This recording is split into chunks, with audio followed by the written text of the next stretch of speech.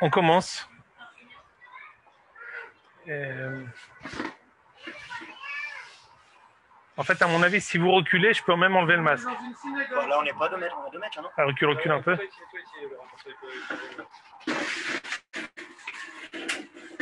Ah, comme ça, j'enlève le masque et il n'y a pas de problème.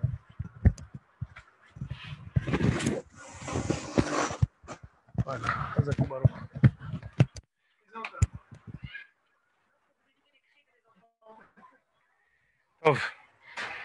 Alors, Bishara Tova Mutzlahat, on va reprendre encore Megillat Esther. On a déjà fait, je crois, 3 shiurim.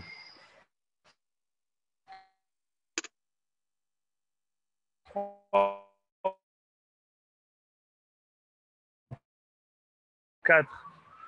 Dans les premiers shiurim, on a proposé 3 lectures. Le fait que Vizichram lo Yasuf Mizaram, c'était quelque chose d'éternel.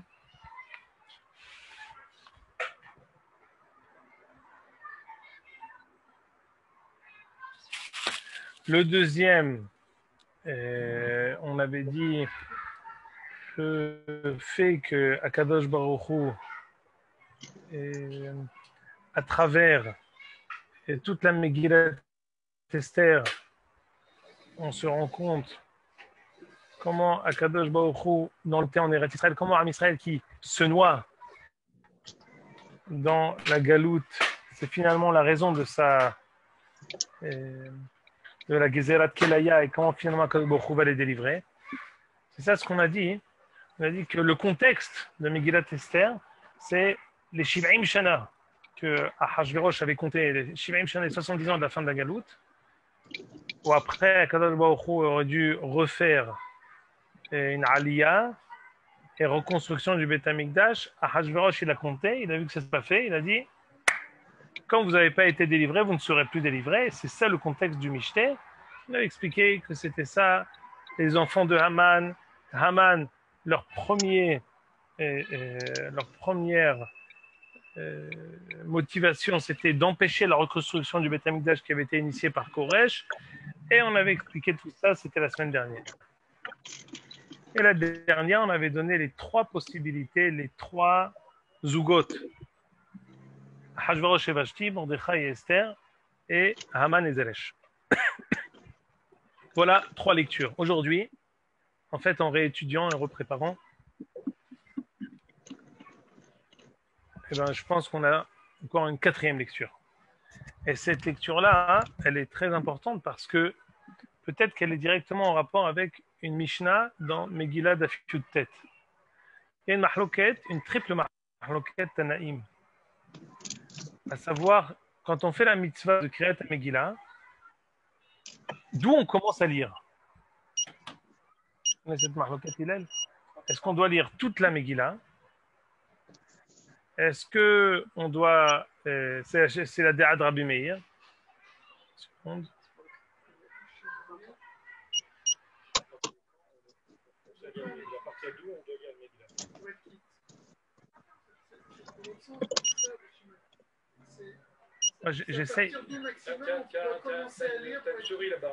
J'essaye de mettre quelqu'un en mute. Parce qu'on entend quelqu'un.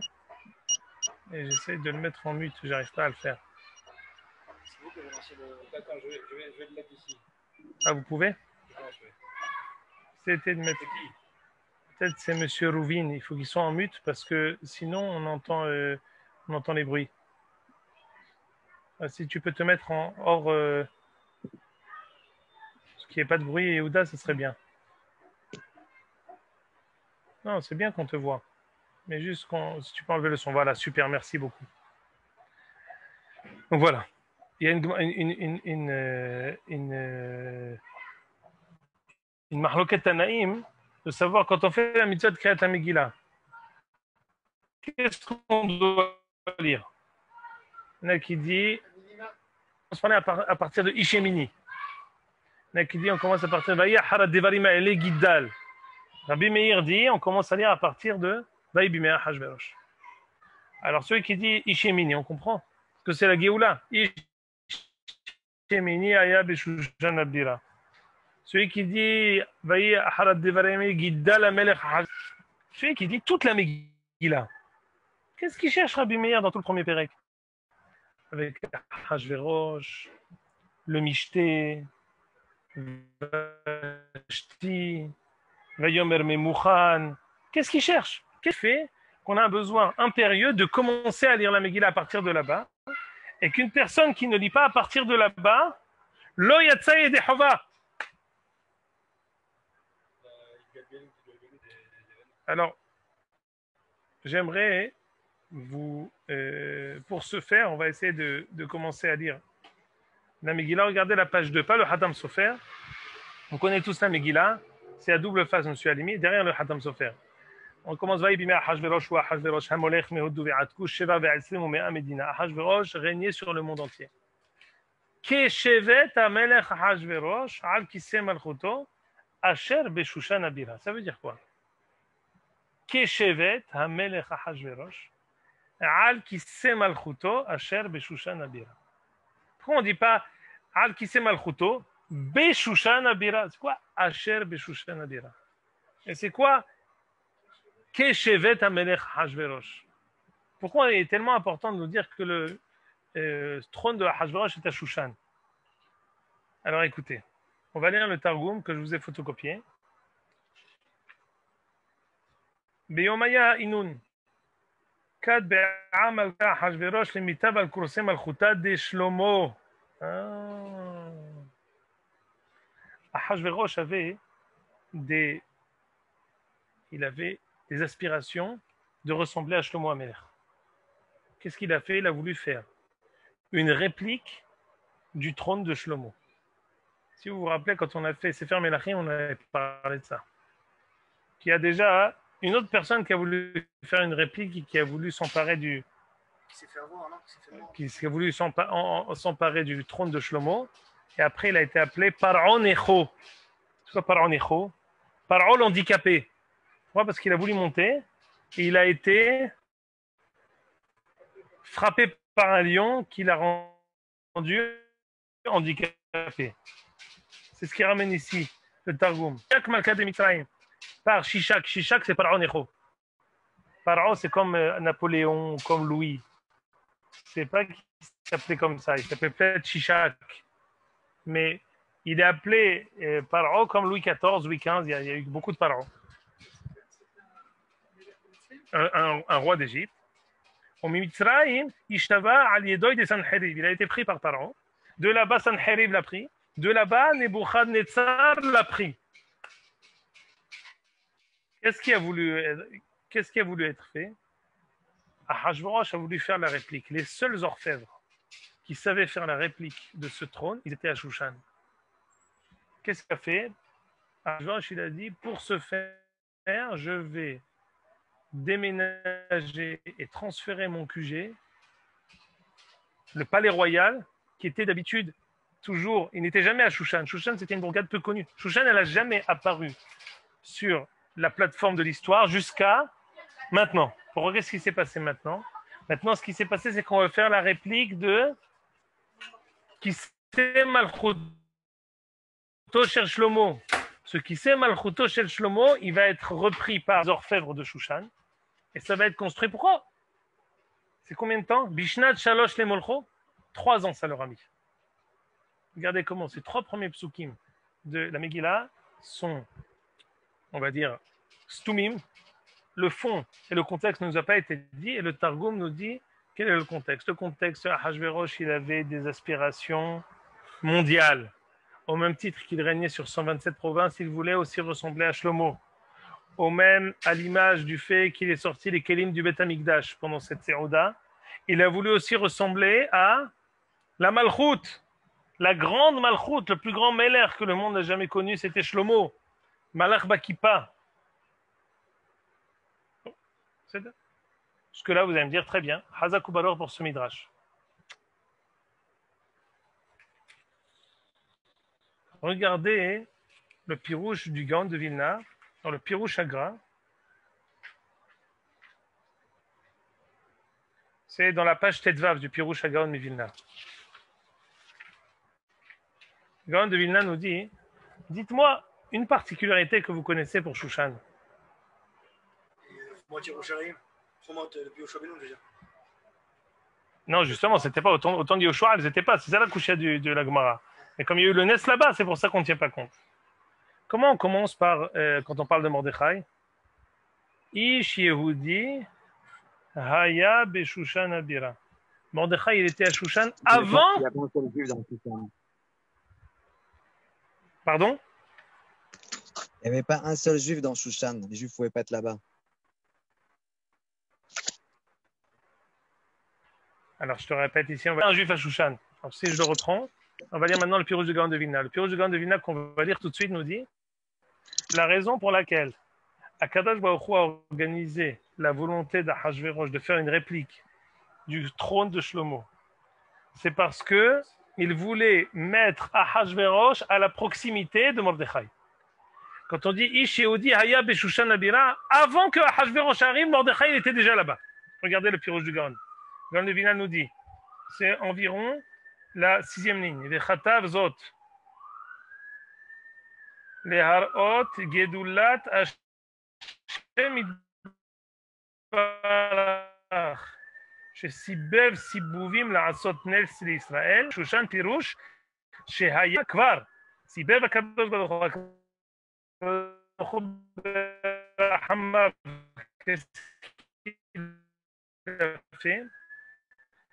il a entraîné le fait que pourquoi il faut lire toute la Megillah pour nous dire Tokpo shel Ahashverosh. C'est quoi Tokpo shel Ahashverosh? C'est le fait que avant même que la Gezerah ait commencé, Akadosh Baruch Hu, il a recommencé, il a préparé Ikdim Refoua la Makkah. Ok? Premier indice. On continue. Quand on va continuer à lire, on va dire, on connaît toute l'histoire de Ahashverosh. Ensuite, on dit Gam Vashti Amalka Aseta Mishtenashim. Regardez le verso de la page du Gaon de Vilna. Gam Vashti Amalka Aseta Mishtenashim, nous dit le Gaon de Vilna. Sur quoi Gam Vashti Amalka? Quoi Gam? Gam, ça veut dire par rapport à quoi Gam? Dit le Gaon de Vilna. Pirouche chez Gam Asiyat Seouda Shel Vashti. Même la Seouda de Vashti. Shelo Alpi Derech Hateva. C'était quelque chose qui sortait de l'ordinaire. Tu l'as pas? Tu as le verso de cette page? Tu as dans Gam Vashti Amalka? Gam Asiyat Seouda Shel Vashti Aya Shelo Alpi Derech Hateva. Kimat Sorka le Seouda. Pourquoi elle a besoin de faire une réplique de la Seouda d'Ahashverosh? Chez Seouda Tolo Aya, la Imtsuhan Be'ene Ha'am. Et ce qu'il voulait, c'est montrer une nouvelle politique, un nouvel horizon pour tous les citoyens du royaume. Ar Seudata she'aita lanashim en bezet tzorech. Ela katuv mar'e otanu et godel sibuvav ech hu mesabev sibuvim la'asot nes le'Israël. Qu'est-ce qui a fait finalement que Vashti elle n'a pas voulu accepter l'ordre de Ahashverosh? C'est que c'était la honte pour elle. Elle était avec toutes les femmes. Elle a fait une réplique. Pourquoi Ahashverosh il a appelé Vashti? Parce qu'il a dit, voilà, Zachar, ils se sont dit, viens on appelle, on va essayer de rejoindre les deux Mishtaot. Finalement, le fait d'avoir excité Vashti, le fait d'avoir entraîné le refus de Vashti, il est organisé par quoi? Par le fait qu'elle elle-même pense faire un Mishté. Donc on voit d'abord le passage du palais royal à Shushan, à Kadobakhou. Avant même qu'on ait la Gezerah, il organise ça pour mettre Mordechai et Ahashverosh à proximité. Le fait que Vashti organise un Mishté qui apparaît a priori comme inutile, c'est pour faire encore le décor qui va encourager Vashti à Alpi Derech Hateva. À partir du moment où on a ce contexte, on peut comprendre le refus de la reine qui ne veut pas être méprisée aux yeux de toutes ses amies. Très bien. Je vais vous dire encore mieux encore. Et ça, c'est un échec et mat. Qu'est-ce qui s'est passé? Elle n'a pas voulu venir comme ce que Ahashverosh attendait d'elle. Qu'est-ce qu'ils ont dit les Yoatzim de Ahashverosh? Vayomer memukhan. Lo ala melech levado aveta Vashti amalka. Ki al kol hasarin al kol ha'amim. C'est une honte pour tout le royaume. C'est le blasphème de tous les hommes du royaume. Si à Ahashverosh, tu fais passer ça au silence, c'est la porte ouverte à tous les excès. Qu'est-ce qui s'est dit? Il faut la faire venir, il faut maintenant la punir. Quoi? C'est pas écrit explicitement, mais la tuer. Finalement, ce qui a été fait, c'est qu'elle a été tuée pour ça. Qui est Memouchan? Haman. Haman lui-même, qui va organiser la destruction de tout Am Israël, par ça et ça, c'est lui qui va organiser toutes les Yeshua de Am Israël. Pourquoi? Parce que si Vashti tombe, Esther vient. Si Esther vient, c'est les Yeshua de Am Israël qui arrivent. Regardez comment on est. Derrière les rideaux, rien n'a commencé, et Akadosh Baruch Hu a déjà organisé tous les acteurs pour que la Yeshua soit organisée.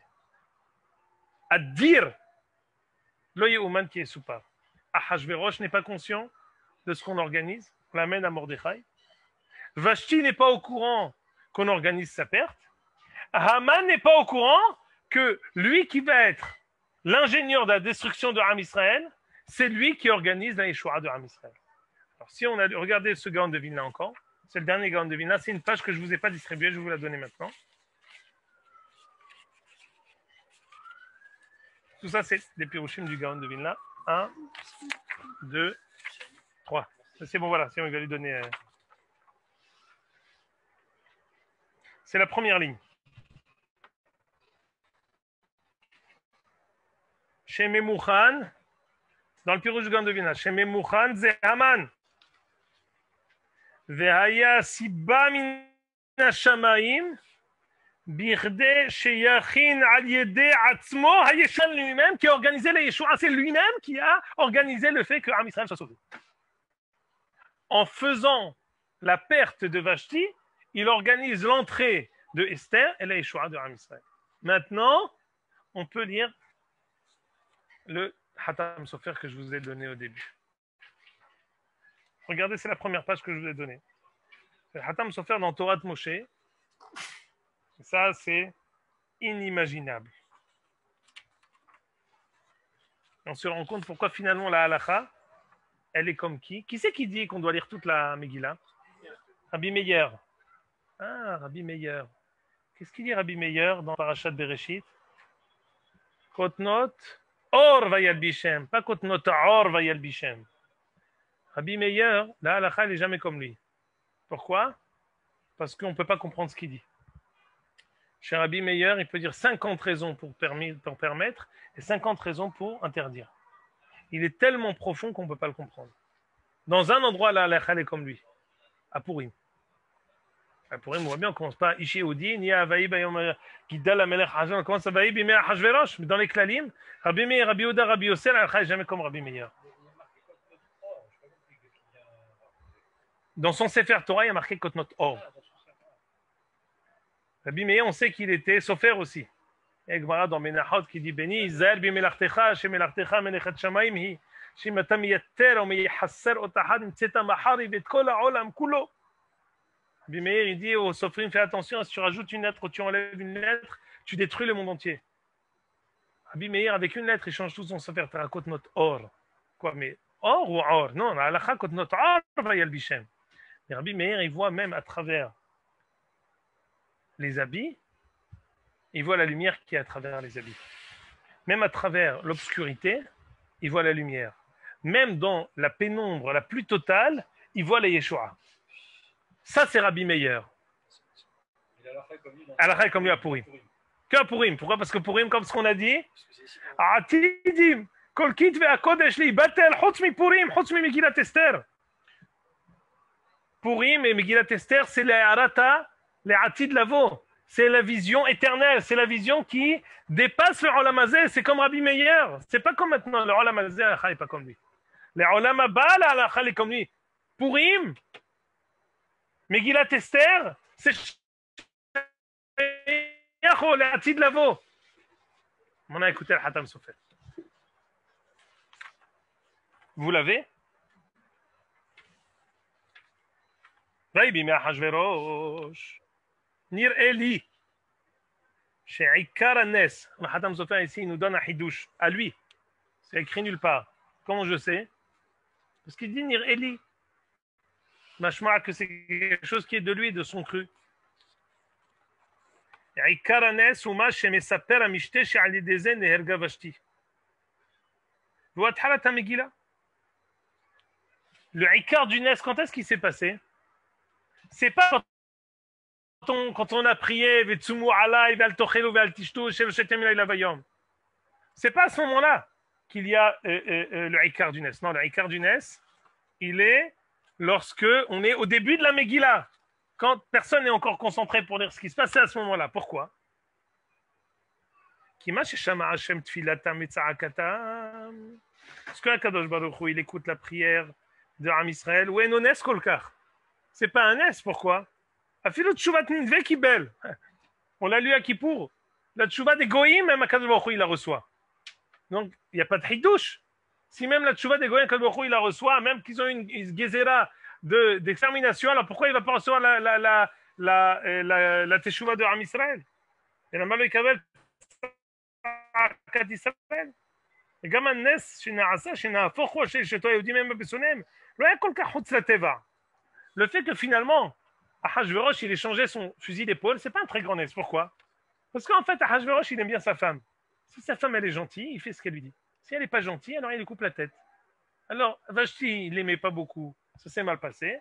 Mais Esther, il l'aimait bien. Elle était particulière, Esther. Elle lui a dit, écoute, mon peuple, je t'en prie, sauve mes semblables.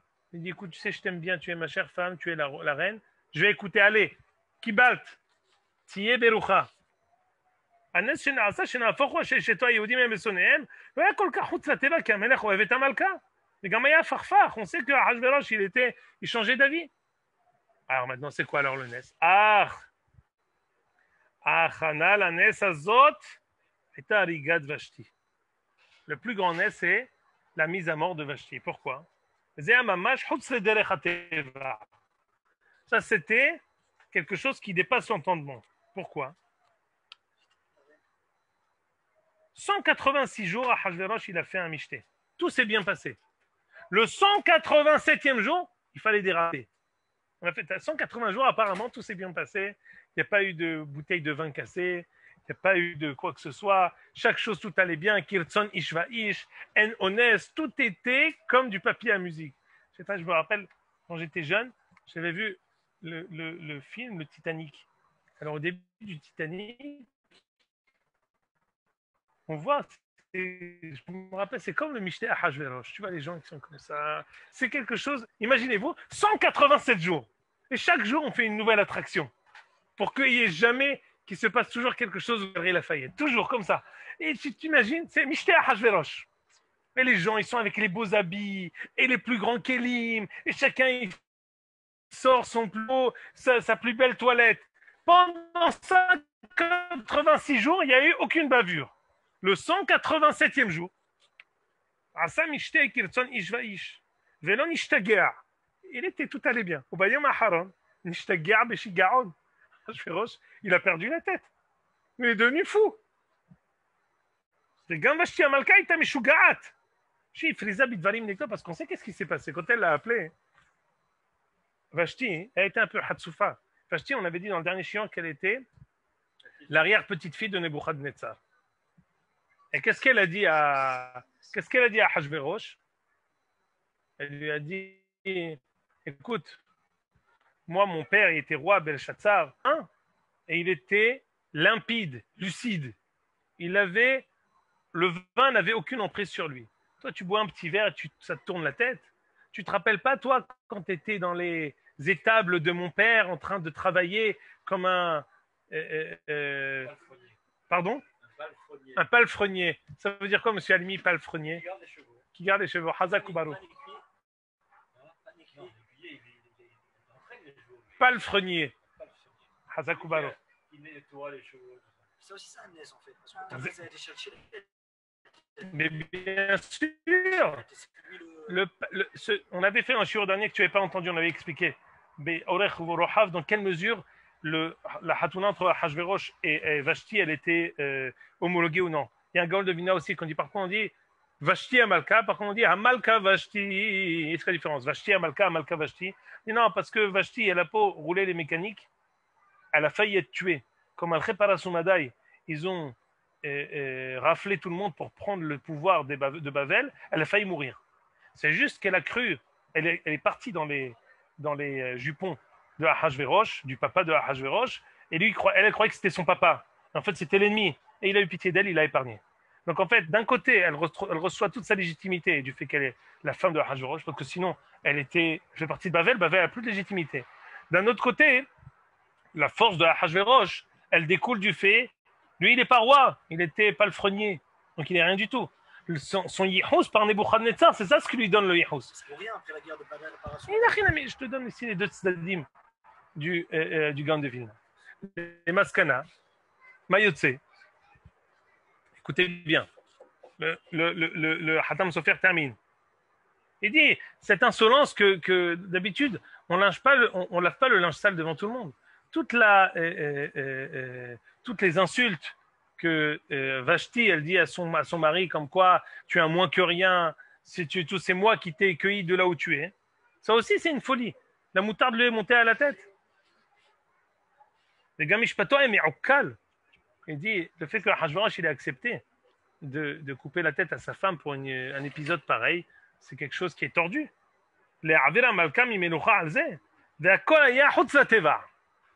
Tout était. C'est très bizarre. J'ai du mal à comprendre ce principe. Une seconde. Alors c'est bon, c'est Jérémy, c'est maintenant. C'est Jérémy qui m'a donné le lien avec le solution de bureau. C'est d'accord.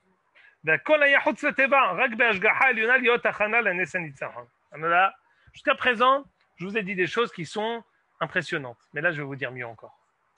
Et c'est dommage, j'ai été pris par le temps. Je devais vous photocopier encore 2 pages dans Megillah. Yud Zain, et Yud Tet et Yud Bet. Dans Yud Tet, c'est la Mahloket Tanaïm, juste à partir de où on commence à lire la Megillah. Dans Yud Bet, c'est Talmidav Shel Bishiman Bar Yochai, Bishiman Bar Yochai. מפני מה נתחייבו שונאיהם של ישראל שבאותו הדור כליה. Ça veut dire quoi? Pourquoi Am Israël a reçu et a été puni d'extermination au temps d'Ahashverosh? Quelle est la réponse? Elle dit non, répondez-vous. Quelle est la réponse? Donc la raison pour laquelle on est puni, c'est quoi? Parce qu'on a été présent, parce qu'on a essayé d'expliquer que le Hashverosh, c'était l'une des raisons qui fait qu'on devait être puni. Quand est-ce que Akadosh Baruch Hu, il organise notre Yeshua?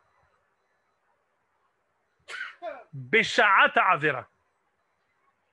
Ça, c'est encore un nouveau hidouche. On a dit que le fait qu'Akadosh Baruch Hu, il organise Yeshua avant que la Gezerah, elle arrive, c'est un hidouche. Qu'il amène à Hashverosh à Shushan, proche de Mordechai, qu'il fasse tourner la tête à Vashti, qu'il mette dans la bouche de Haman la Haïtsa qui va finalement permettre la Yeshua de Ham Israël. Ces 3 choses-là, c'est quelque chose d'étonnant et d'impressionnant, mais c'est de. Toujours on connaît, il y a un klal dans toute la Torah qui dit makdim refoua la maka. Mais là, le Hatam Sofer il dit que le summum du Nes, c'est lequel? C'est ce que je vais vous lire maintenant.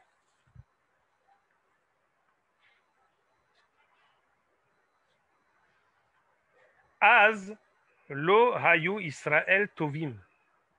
Il a organisé la Yeshua alors que Am Israël était en train de la avor avera. Sharenehenu misiudato shel otorasha. Velo hayu reuim lenes la lithayev kelaya. Rahamana la yitzelan. Kadosh Baruch Hu, il organise la Yeshua quand? Lorsque Am Israël est en train de fauter et lorsque la Gezerah de Kelaya, la Gezerah d'extermination, elle est en train d'être décrétée sur nous.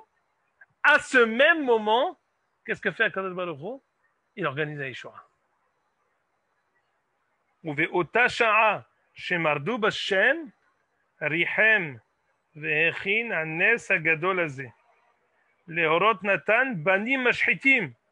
אפילו בשעה שמשחיתים, בנים חביבים הם לשם. On connaît tous qu'il y a une mahloket Rabbi Yehuda et Rabbi Meir. Dans Kiddushin, Daf, c'est marqué ici Daf Lamed, je crois pas, je crois que c'est Daf Men. Mahloket Meshuleshet, qui dit quoi? Si Am Israël faute, est-ce qu'ils sont Nikraim Banim ou non? Quand on faute, on est encore appelé les enfants d'Akadosh Baruch Hu? Rabbi Yehuda dit non. Quand on fait les mitzvot, on est Nikraim Banim. Quand on fait les Averot, on n'est pas Nikraim Banim. Qui c'est qui a halak sur Rabbi Yehuda là-bas? Rabbi Meir.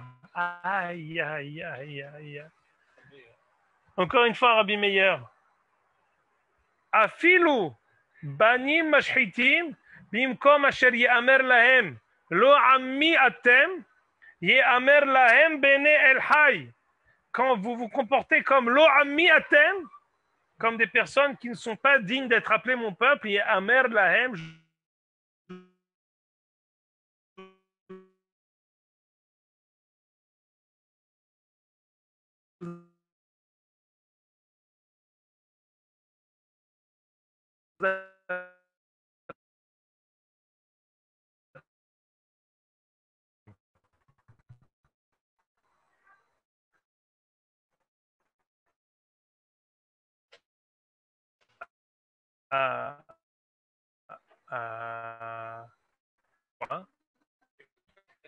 Monsieur Almi, tellement on n'était pas oui, mais pourquoi finalement il nous a sauvés? Il n'aurait pas dû nous sauver. Surtout pas à ce moment-là. Réponse, chose qui est encore plus profonde. Ça, je vais vous dire. C'est comme si je vous dis, il y a la sécheresse, on dépend de la...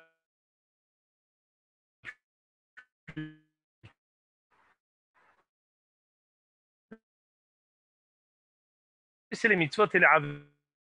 Mais il y a parfois quelque chose qui jaillit. Le brit, c'est la chose qui est la plus propre à Am Israël. Notre choix même en tant que peuple, c'est le brit, l'alliance qu'Akadosh Baruch Hu a fait avec nous. Quand parfois, on a expliqué, on a ramené plusieurs fois ce dans Masechet Shabbat et la Déra de Shmuel, Zchut Avot Tama, que le compte des Avot, il a un fond. Les Avot, ils ont fait des mitzvot, il y a un fond. Brit Avot Lotama. L'alliance qu'Akadosh Baruch Hu a fait avec les Avot, elle est intarissable. Et de là-bas, on pourra toujours puiser. Et même si on est au fond du trou, on trouvera toujours de l'eau et Maïm Hayim. Ça, en fait, le summum de la Megillah, il se passe quand? Vaïhi ben Ahashverosh ou Ahashverosh. Quand on organise le Mishté, quand Am Israël, imaginez-vous, en fait, le Satan, il est roquette. C'est comme si on voit le Satan qui fait comme ça. Il est en train de, ouais, allez, continuez, c'est Oudato, c'est notre rachat. Au même moment où on est en train, Hazvesham, de creuser notre propre tombe, à ce moment-là, Akadosh Baruch Hu, il organise notre résurrection. Ça, c'est Rabbi Meir, c'est le summum du Nes de la Megillah. Alors maintenant, je dois vous écouter chronologiquement. Vas-y, après vous, Monsieur Aimé, après Hillel. Je fais dans le, pas dans l'ordre, j'aurais dû commencer par Hillel. Vas-y. Ça va dépendre après de notre comportement. Ça va dépendre, mais... Il a mis en place la possibilité de notre sauvetage. Il n'a pas mis en place les khatrila, la décision. Alors, je te dis quelque chose. La question que Yaakov nous pose, c'est que ça dépend. Si Am Israël fait Teshuvah, alors à ce moment-là, Akadosh Baruch Hu nous sauvera. Quoi, il organise la possibilité de la Yeshua. C'est la question que tu poses. C'est vrai. Mais laisse-moi te dire et rajouter encore un étage sur ce que j'ai dit sur l'alliance. L'alliance, c'est pas quelque chose de statique. L'alliance, elle est génératrice de volonté positive et elle génère le fait que Am Israël, quand il arrive au fond du trou, il rejaillit de ses cendres.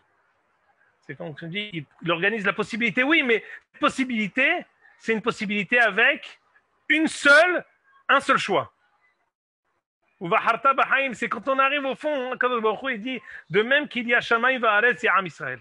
Ça fait partie de la Kod Shamayim Va'aretz. Ça fait partie des lois fondamentales de ce monde. Donc c'est vrai que c'est une possibilité, mais cette alliance, elle est génératrice du fait qu'Am Israël va rejaillir de ses propres cendres. Tu comprends?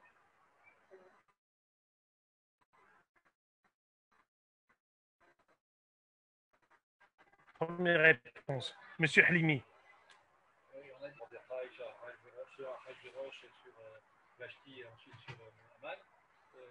Donc il a préparé déjà tout ça. Donc, comment on peut dire que la Yeshua elle arrive au moment où les Israël ils fautent?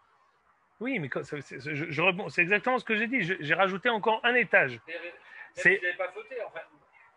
Je n'arrive pas à voir le lien entre. Non, Kadosh Baruch Hu a organisé tous ces éléments le même truc. qui vont être les éléments de la Yeshua. Il organise les différents éléments qui vont être les éléments de la Yeshua. Mais comme ce qu'on sait, il sait qu'on va fauter. Il sait le Gzerat Kelaya. Il sait, donc, en vue, comme ce qu'on dit, Igdim Refoua la Makato, dans toute la Megillah, ce que je vous ai dit là, c'est juste un indice. Mais on va voir encore. Avant que Haman commence à faire, Mordechai, il entend, Biktan va teresh. Et là-bas, Rashi nous dit, Igdim Refoua la Maka. Avant que Haman vienne au pouvoir, que le Bokho organise la Yeshua, que Mordechai a entendu le complot de Biktan va teresh, qu'ensuite Mordechai va ramener et rapporter à Hashverosh, ce qui va être ensuite, ce qui va être dit dans Balaïla Oun Adeda Shenat Ameler, qui va faire finalement que on va être sauvé. Donc, toujours, Akadosh Baruch Hu, il est au-dessus du temps. Il est comme quelqu'un qui voit d'en haut. Donc, il met en place en vue de ce qui va se passer. Vas-y. Que si, moi j'ai toujours entendu, c'est la Gemara, je crois, si Vashti elle était, c'est ça qui me paraissait étonnant, la lignée directe de Nebuchadnezzar, on trouvait Achashverosh qui était juste, on va dire, le conjoint, c'était le Tafel. Ben, comment lui il a pu faire ce qu'il a fait? Mais en fait, d'après ce que vous avez raconté, qu'il y a une guerre, que je ne savais pas, de Paras et Madaï contre Babel, donc Vashti elle est rien. C'est pas qu'elle a, parce qu'elle est son arrière-grand-père, c'est vrai de ça, mais il a perdu la guerre. Alors, même le palefrenier devient mieux qu'elle. D'accord. Oui, mais elle est de sang royal. Elle est le sang bleu. C'est bien ce que tu dis. C'est pour ça que je te dis que les deux existent. C'est pas Hamalka Vashti, c'est Vashti Hamalka et Hamalka Vashti. Elle a les deux facettes. Tu comprends que sur Alamazé, il est mourkave. C'est des choses qui sont faites et qui sont ambivalentes. Pas tout n'est rouge, noir et blanc. Il y a ici un double emploi. Vashti, elle fait double emploi. D'un côté, on l'a sauvée. D'un autre côté, celle qui fait couler le sang bleu dans les veines de Ahashverosh. C'est pas une contradiction. Non, c'est d'un gamin. Tu peux concevoir cette contradiction. Tu vas réussir. Répète ça toi plusieurs fois. Parle-en à ta femme. Tu vas réussir. Tu vas voir que tu comprends. Elle comprendra tout à fait. Elle t'expliquera même. Elle t'expliquera comment parfois toute la force du mari, c'est par la femme, même si finalement tu n'étais rien avant moi. C'est moi qui t'ai cueilli de là où tu viens, mais tu t'expliqueras bien. Tu réussiras. C'est Hamalka Vashti et Vashti Hamalka. Tu comprends? C'est d'un gamin. זהו, אני חושב que c'est ça ce que je voulais qu'on étudie aujourd'hui. Et en ça, je pense que c'est une quatrième lecture, parce que c'est quelque chose, je pense, qui relie toute la Megillah. À savoir, le fait que Akadosh Baruch Hu génère la Yeshua, même quand on est au fond du trou. C'est peut-être en rapport avec Mihiyat Amalek, mais je pense que c'est un quatrième front. C'est la vision du Brit. Et je pense que ça rejoint aussi le fait que Purim, la Héhara de Purim, peut-être qu'on ramènera la semaine prochaine le Leshem Shehoveh Ahlama, le grand-père du Rav Eliashiv, qui dit que la raison pour laquelle le Purim, la vision, la lumière de Purim ne sera jamais annulée, c'est parce que la Yeshua, elle vient d'un autre endroit. Toutes les Yeshuot qu'on a vécues, que ce soit Yetziat Mitzrayim, ou que ce soit tout ce qu'on a vécu pendant tout ce Olam Hazeh, on va dire c'est quelque chose qui reste dans un cadre de ce Olam Hazeh. La seule Yeshua qui puise sa force de quelque chose qui est au-dessus de l'entendement et ce qui lui donne ensuite sa portée éternelle, c'est Purim. Donc, mais il a même la possibilité, à la hauteur de la Gzera, qui était à la hauteur de la Gezerah, la hauteur de la Yeshua qui est obligé de puiser. Comme si tu as un grand problème, tu as un petit problème, tu vas voir un petit avocat. Tu as un grand problème, tu vas voir un grand avocat. Tu as un très très grand problème, il n'y a qu'une personne qui peut t'en sortir. En fait, le problème qu'on était dans Purim, la profondeur de la crise dans laquelle on était, c'est celle qui va générer cette Yeshua qui n'a pas son pareil. Et on va peut-être voir la semaine prochaine ce qui explique le Maharal, que je vous donne encore un autre indice. Meir, c'est Memresh. Qu'est-ce que c'est Mordechai? mort d'erreur, même Resh aussi. C'est la force de la Ketoret. D'où on va tirer notre force, d'où on va tirer la possibilité pour nous d'être sauvés, c'est la Ketoret de Mordechai. Mordechai est appelé mort d'erreur Hameshot. C'est cette Ketoret de Mordechai. C'est le raz qui a été donné par le Malach HaMavet à Moshe Rabbeinu. C'est à cette hauteur-là que la Yeshua de... Il a fait mieux. Dans Meilleur, il y a les Yud Aleph Sivabaner Ketoret. Mordechai, c'est un actoret. Mort. Non, son nom, La- il s'appelle Mordor, mais lui, il n'est pas cachot. Mordechai, la Gemara dit Minaï ne Mordechai mina Torah shinmar Mordero. Mardachia. Juste le nom. Oui, non, mais le Maharal, il dit que ce rapprochement, c'est pas une coïncidence. Ce rapprochement, il explique l'essence de Mordechai. L'essence de Mordechai, Dans l'histoire où Haman il vient, il était en train de faire la Kmitza, il faisait le Chok Mitzah, c'est aussi cachot. l'essence de Mordechai, c'est qu'il puise sa force. Monsieur Halimi a dit les Yud Aleph Semamané à Ketoret. Yud Aleph, peut-être la semaine prochaine, on parlera du Yud Aleph. Yud Aleph, c'est 11. 11, c'est un chiffre peu commun. On connaît 10. C'est la Dibrot, Asar Amarot, Asar Makot, Asar Sefirot. On connaît 10. 10, on connaît. Ce sera le 11 en plus. 11, c'est pas bon. 11, c'est quelque chose qui est pas bon. 11, tu sais ce que c'est 11 11, c'est Yud Aleph Arur. Il y a 11 Arur dans la Torah. 11, c'est quoi? C'est Yud Aleph Yemeziva. C'est les 11 jours de Yemeziva, Shema Freshin Ben Nida, les Nida. 11, c'est pas bon. 11, c'est les 11 Melachot à pâte qu'on a reçus à cause de la Klala de Adam Arishon. Depuis Zoréa jusqu'à la fin du pain, c'est 11. C'est pas bon tout ça. 11, c'est la Kelala. Ah, mais on va se rendre compte que finalement, du fond de la Kelala des 11, on arrive avec Pitoum Ketoret à la Yeshua de Pourri. Et ça, on développera Bezrat Hashem. La semaine prochaine, ce sera le 11. Pardon? Ce sera le 11 Rejvan. Hazak ou Baruch Adkan. Jeudi prochain, ce sera le 11 Rejvan.